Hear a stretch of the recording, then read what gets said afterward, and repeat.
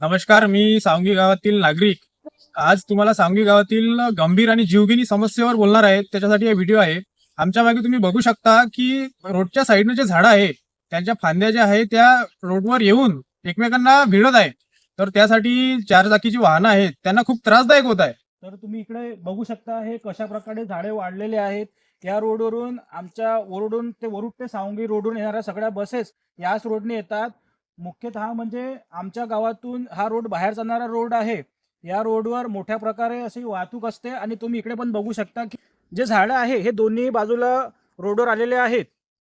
या अगोदर सावंगी गावातील सरपंच, ग्रामपंचायत सदस्य आणि या लोकांनी सगळ्यांनी PWD ऑफिसला एक पत्र दिलेलं होतं की तुम्ही या रूटच्या साईडला असलेल्या पूर्ण झाडाची कटिंग करून द्या, जेणेकरून येणाऱ्या वाहतुकीला त्रास होणार नाही. बघू शकता इकडे हा कॉर्नर आहे.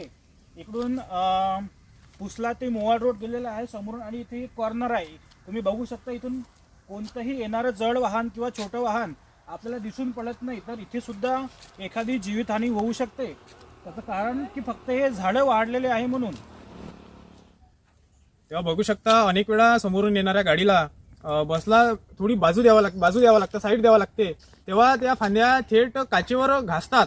त्याच्यामुळे मोठा अपघात होण्याची शक्यता आहे. तरी आम्ही प्रशासनाला अशी विनंती करतो की एखादा मोठा अपघात होण्यापूर्वी आणि निष्पाप जीव जाण्यापूर्वी ह्या झाडाच्या फांद्या छटाई करण्याचं काम लवकरात लवकर करण्यात यावं, अशी आम्ही त्यांना विनंती करतो.